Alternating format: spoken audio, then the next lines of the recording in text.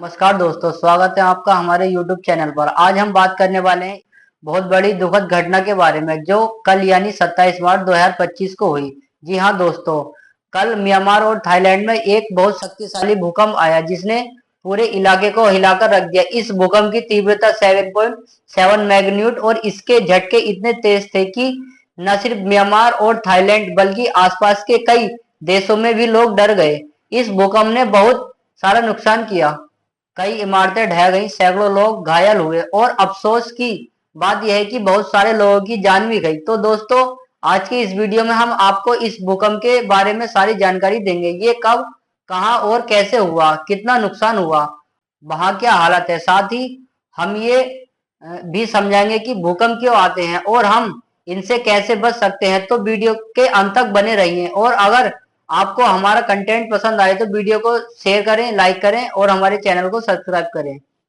तो दोस्तों, सबसे पहले बात करते हैं कि ये भूकंप आखिर आया कब और कहां। कल यानी 27 मार्च 2025 को दोपहर के करीब 12:50 पर म्यांमार के स्थानीय समय के अनुसार एक बहुत तेज भूकंप आया। इसका केंद्र म्यांमार की दूसरी सबसे बड़ी सिटी मंडल के पास था। मांडले के एक बहुत खूबसूरत और ऐतिहासिक शहर है जहां करीब 15 लाख से ज्यादा लोग रहते हैं। भूकंप का केंद्र मांडले से लगभग 17 किलोमीटर दूर था और ये धरती के अंदर सिर्फ 10 किलोमीटर की गहराई पर था। अब आप सोच रहे होंगे कि 10 किलोमीटर की गहराई कम होती है या ज्यादा। दोस्तों, भूकंप के लिए ये बहुत कम गहराई मानी जाती है। जब भूकंप का केंद्र धरती की सतह के करीब होता है तो उसके झटके ज्यादा खतरनाक और ताकतवर हो जाते हैं। यही वजह है कि इस भूकंप ने इतने नुकसान किया। इसकी तीव्रता 7.7 मैग्नीट्यूड थी जो बहुत ज्यादा है। इसके बाद एक और झटका आया जिसे हम आफ्टर शॉक कहते हैं और उसकी तीव्रता थी 6.7 मैग्नीट्यूड। ये आफ्टर शॉक भी काफी खतरनाक था। इस भूकंप के झटके म्यांमार के अलावा थाईलैंड, चीन, भारत, वियतनाम और बांग्लादेश तक महसूस किए गए। खास तौर पर थाईलैंड की राजधानी बैंकॉक में लोगों ने इस बहुत अच्छे से महसूस किया, जहां की ऊंची ऊंची इमारतें हिलने लगी और कई जगहों पर नुकसान की खबरें भी सामने आई। तो दोस्तों, ये भूकंप सिर्फ म्यांमार तक सीमित ही नहीं बल्कि पूरे साउथ ईस्ट एशिया में इसने हड़कंप मचा कर रख रखा है।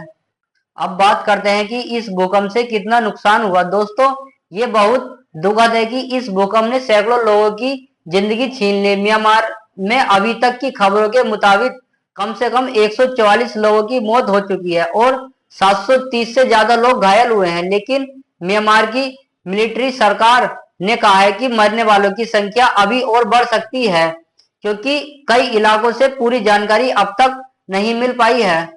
मांडले शहर में बहुत सारी इमारतें गिर गईं, यहाँ तक कि एक बड़ा मठ जो बौद्ध धर्म के लिए बहुत महत्वपूर्ण था वो भी टूट गया।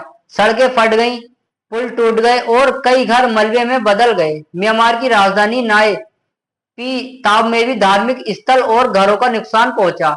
वहां के एक बड़े अस्पताल में सैकड़ों घायल लोग पहुंचे और डॉक्टरों का कहना यह है कि इलाका अब मास कैजुअलिटी जोन बन सकता है। अब थाईलैंड की बात करें तो थाईलैंड में भी यह भूकंप कम खतरनाक नहीं था। बैंकॉक में एक 33 मंजिला की इमारत जो अभी बन रही थी पूरी तरह से ढह गई। इस हादसे में कम से कम 10 लोगों की मौत हो गई और 100 से ज्यादा लोग लापता बताए जा रहे हैं। इस इमारत में कई मजदूर काम कर रहे थे और अब बचाव टीमें उन्हें मलबे से निकालने की पूरी कोशिश कर रही हैं। बैंकॉक के गवर्नर ने इसे आपदा क्षेत्र घोषित कर दिया है और वहां इमरजेंसी सर्विसेज दिन रात दी जा रही है।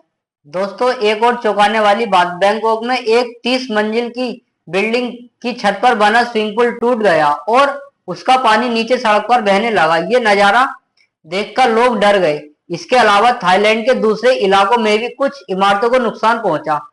कुल मिलाकर म्यांमार और थाईलैंड में सैकड़ों इमारतें तबाह हुई और हजारों लोग बेघर हो गए। लेकिन दोस्तों, सबसे दुखद बात यह है कि म्यांमार में पहले से ही हालात बहुत खराब हैं। वहां सिविल वॉर चल रही है, लोग गरीबी और हिंसा से जूझ रहे हैं। ऐसे में ये भूकंप उनके लिए और मुसीबत लेकर आया है। वहां बिजली और कम्युनिकेशन लाइसेंस टूट गई है जिसके राहत कार्यों में भी दिक्कत हो रही है। इस भूकंप के बाद पूरी दुनिया की नजरें म्यांमार और थाईलैंड पर है। कई देशों ने मदद का हाथ बढ़ाया है। भारत ने सबसे पहले 15 टन राहत सामग्री भेजी, जिसमें टेंट, कंबल, खाना पानी साफ करने की मशीनें और दवाइयां शामिल हैं। ये सामान आज सुबह यागुन शहर पहुंच गया। हमारे प्रधानमंत्री नरेंद्र मोदी जी ने कहा कि भारत म्यांमार और थाईलैंड के साथ खड़ा है। चीन और रूस ने भी अपनी रेस्क्यू टीमें म्यांमार भेजी हैं। चीन की एक 37 लोगों की टीम यागुन पहुंच चुकी है, जो लाइक डिटेक्टर और ड्रोन जैसी चीजों के साथ राहत कार्यों में मदद करेगी। रूस ने भी 2 प्लेन भेजे हैं, जिसमें 120 रेस्क्यू वर्कर्स और जरूरी सामान रखे हुए हैं।